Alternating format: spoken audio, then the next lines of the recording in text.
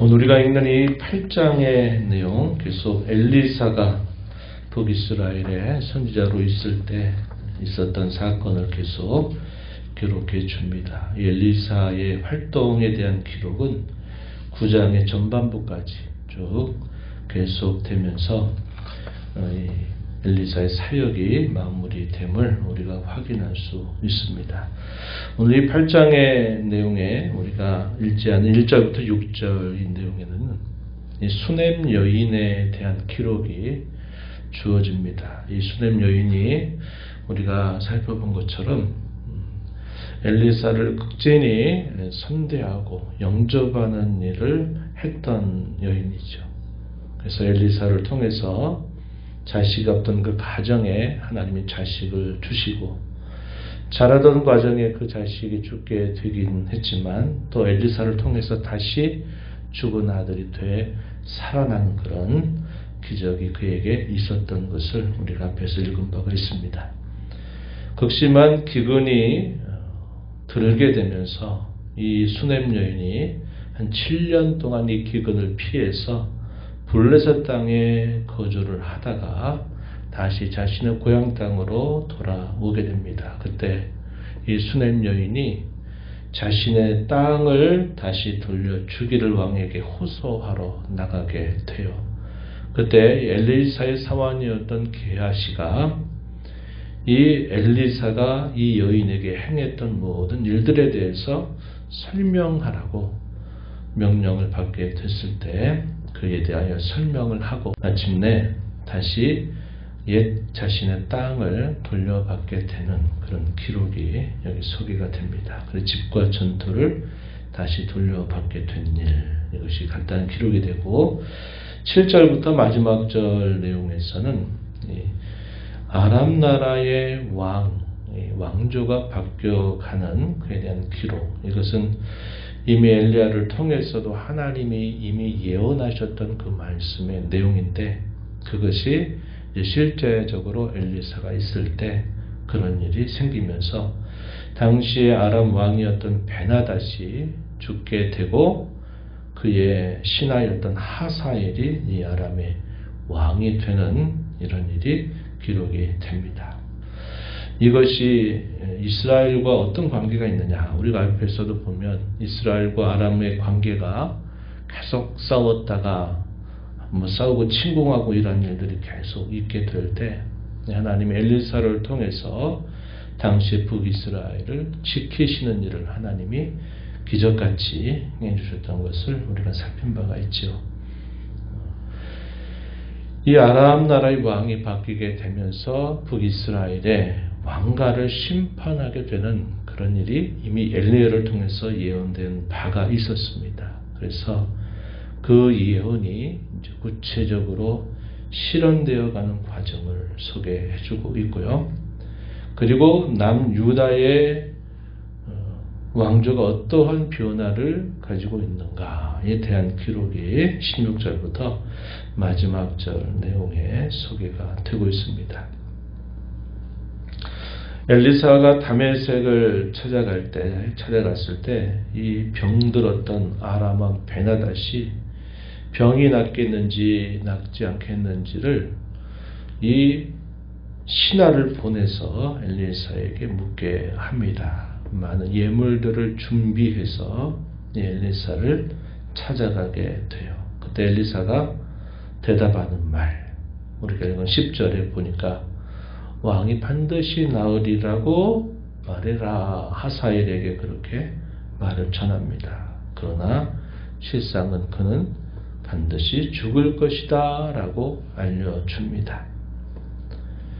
그리고서 이 엘리사는 하사엘을 이렇게 계속 쳐다보다가 울어요. 우는 모습이 표현되죠. 11절 말씀을 한번 다시 확인해 보시면, 하나님의 사람이 그가 부끄러워하기까지 그의 얼굴을 쏘아 보다가 울었다, 이렇게 표현되어 있습니다. 왜 울었는가? 12절에 설명하기를 내가 이스라엘 자손에게 행할 모든 악을 내가 알미라. 내가 그들의 성에 볼을 지르며 장정을 칼로 죽이며 어린아이를 맺히며 아이벤 부녀를 가르리라. 하사엘의 아람의 왕이 돼서 이스라엘의 행한 일을 내다보면서 울었다. 이렇게 표현되어 있습니다. 그것은 이스라엘 왕가에 대한 하나님의 심판을 보여주는 그런 말씀의 내용이죠.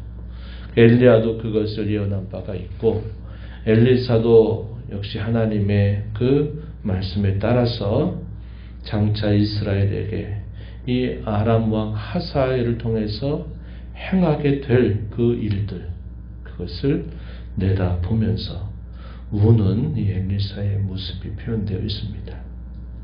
하나님이 그렇게 말씀하셨기에 그렇게 될 일이 이미 마치 이루어진 것이냐, 그러한 마음을 갖고서 말하게 되는 것이죠. 자기에게 그런 일이 있으리라고 이 하사엘이 어떻게 그런 생각을 했겠습니까? 그러니까 뭐라고 말하냐면, 당신의 개 같은 종이 무엇이기에 이런 큰 일을 행하겠습니까? 나 같은 사람이 뭐라고 그렇게 행하겠습니까? 라고 되묻습니다.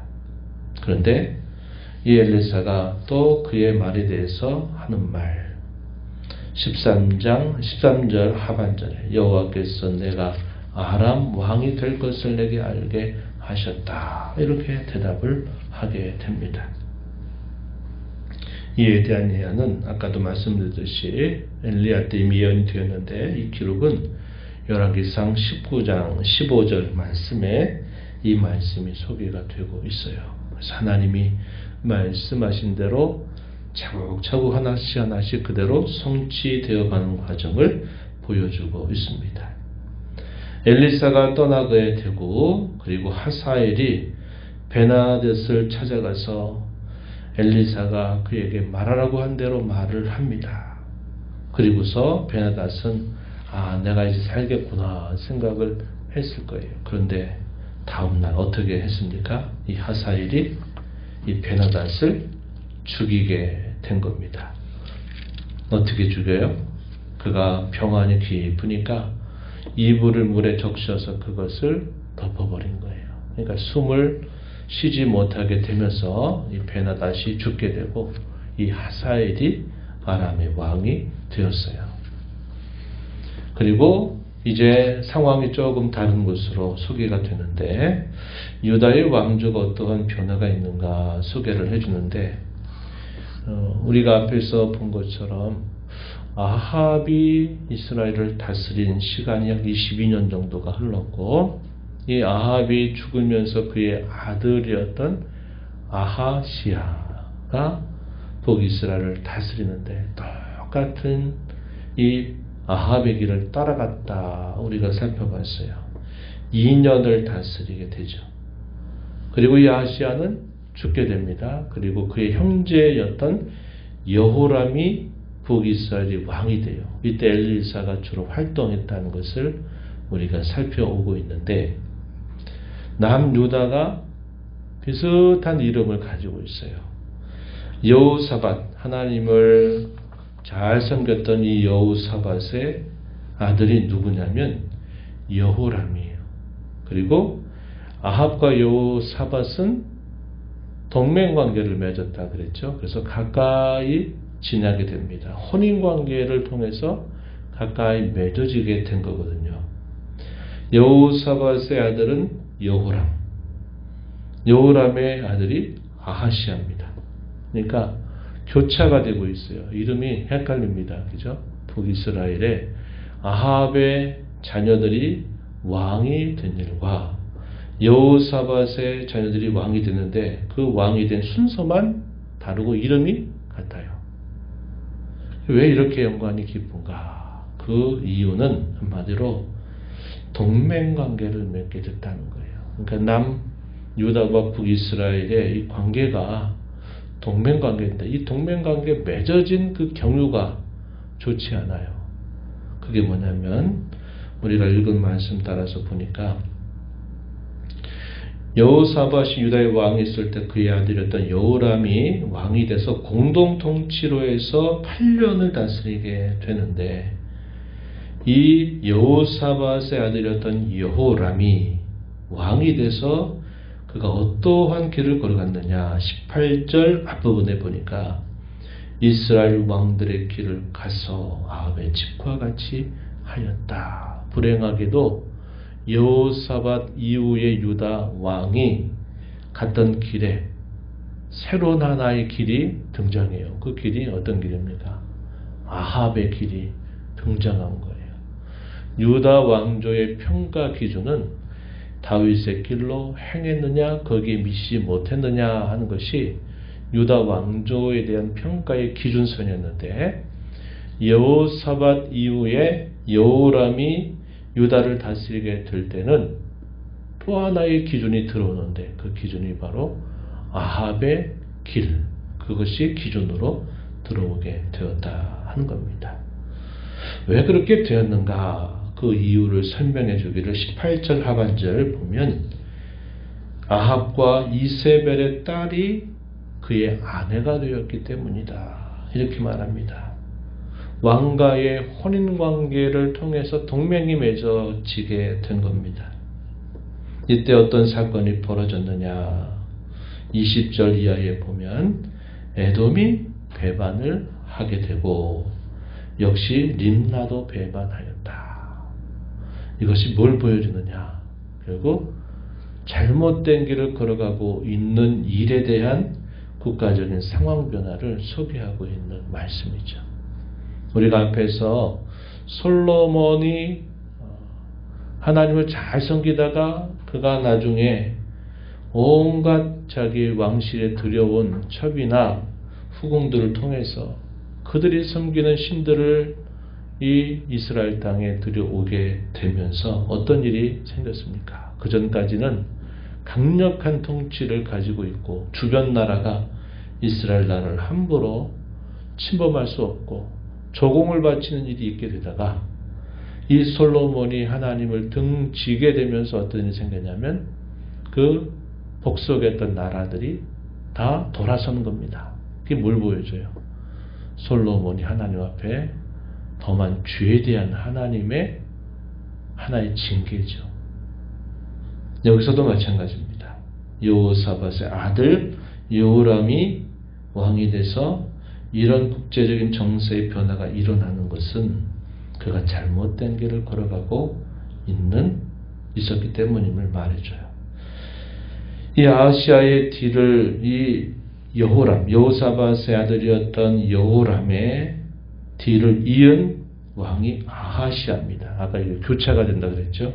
이 아하시아가 1년을 다스리는데 이 아하시아의 경우도 어느 길로 갔느냐. 27절 앞부분에 보니까 아합의 길로 행하여 아합의 집과 같이 여호와 보시게 하길 행하였다, 이렇게 말합니다. 그 원인이 뭐냐. 27절 하반절 말씀에 아합의 집의 사위가 되었다, 이렇게 말합니다. 남유다와 북이스라엘은 좋은 동맹관계를 갖는 건 좋지요. 서로 전쟁하고 싸워서 동족 상잔의 비극을 갖는 것보다 좋은 일인데, 문제는 그 동맹이 하나님의 백성이라고 하는 그 정체성 안에 동맹이 맺어져야 되는데, 그 동맹관계가 왕실 간에 서로 혼인을 통해서 이게 맺어지다 보니까 결국은 남유다가 그때부터 북이스라엘의 길을 따라가는 안타까운 일들이 벌어지게 됐다, 이렇게 소개를 해주고 있는 겁니다. 선한 영향력을 발휘한 것보다 오히려 악한 영향력에 영향을 받게 되면서 남유다가 급격하게 쇠락을 해가는 그런 모습이 나타나고 있음을 우리가 확인하게 되는 겁니다.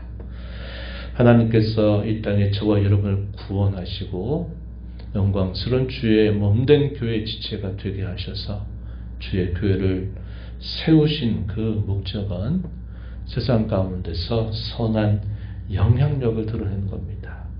빛으로 소금으로 또 하나님께서 베푸신 이 구원의 말씀을 선포해서 그들에게 하나님께로 돌아오게 하는 일들을 위해서 세우셨어요. 하나님이 남유다를 보존하게 하신 것도 그들이 하나님을 섬기는 그 일을 통해서 많은 열방의 선한 영향력을 발휘해서 그들이 주께로 돌아오는 제사장 나라적인 역할을 바라셨던 겁니다. 그런데 북이스라엘과의 동맹관계를 혼인관계로 맺고 그 혼인을 통해서 들여온 사람들이 아합의 집에 들어왔던 이방 여인들, 우상을 섬기는 이방 여인들이 들어오게 되면서 그것이 남유다까지 침투하게 되면서 결국은 남유다가 급격한 쇠퇴의 길을 접어들게 된다는 거죠. 선한 영향력을 끼쳐야 될 사람이 오히려 악한 영향을 받게 되는 안타까운 역전이 벌어지게 됨을 보게 돼요. 오늘 우리가 이 말씀을 보면서 하나님이 저와 여러분 세상 가운데 구원하신 목적은 세상 가운데 세상에 동화되고 세속화돼서 우리가 누구인가를 잊어버리고 사는 존재가 되게 하시려 함이 아니라 우리를 통해서 그리스도의 아름다운 덕을 선포하고 드러내고 선한 영향력을 드러내기 위하여 저와 여러분 부르셨다고 하는 사실을 기억하고 이 하루 하나님 앞에서 그러한 삶, 이 한 주간 하나님 앞에서 그러한 삶을 소망하고 힘써 살아가는 복된 삶 되기를 축복합니다. 하나님 아버지 감사합니다. 이 새벽 시간에도 저희들을 깨워주셔서 오늘도 생명 주시고 호흡을 주신 아버지 앞에 나와 찬양드리며 주시는 말씀에 귀를 기울여 듣게 하심을 감사합니다. 하나님 아버지, 국제정사의 여러 변화를 통해서 하나님은 그 시대 자기 백성들을 향하신 하나님의 마음이 무엇인가를 끊임없이 보여주시건만 안타깝게도 그 당시에 하나님의 백성들은 그 사실들을 깨닫지 못하고 어리석은 길들을 계속 고집하며 걸어가는 모습을 보게 됩니다. 또한 남유다의 하나님을 섬겨왔던 그 신앙의 길이 잘못된 동맹의 관계, 혼인관계를 통해서 오히려 이방 우상을 섬기는 그 일들이 유다 왕가에 들어오게 되면서 급격한 쇠퇴의 길을 맞게 됨을 보게 됩니다. 하나님 아버지, 저희를 구원하여 하나님의 자녀가 되게 하시고 몸된 교회에 속하여 주의 교회를 세상 가운데 세우신 목적은 하나님의 말씀을 그리스도의 아름다운 덕을 선포하고 선한 영향력을 드러내게 하기 위함임을 기억하게 하시고 저의 말과 행실과 삶을 통해서 이러한 구원의 복음을 전하고 또 그리스도의 아름다운 덕을 선포하는 저희들의 삶이 될지언정 이 세상에 동화돼서 저희가 누구인 걸 알지 못하는 그런 똑같은 삶을 살아가는 어리석음에 빠지지 않도록 저희들을 붙들어 주시고 인도하여 주옵소서. 아버지의 은혜를 간절하게 구하는 모든 심령들의 간구에 귀 기울여 주시고 응답하시기를 바라옵고 예수님 이름으로 기도하옵나이다. 아멘.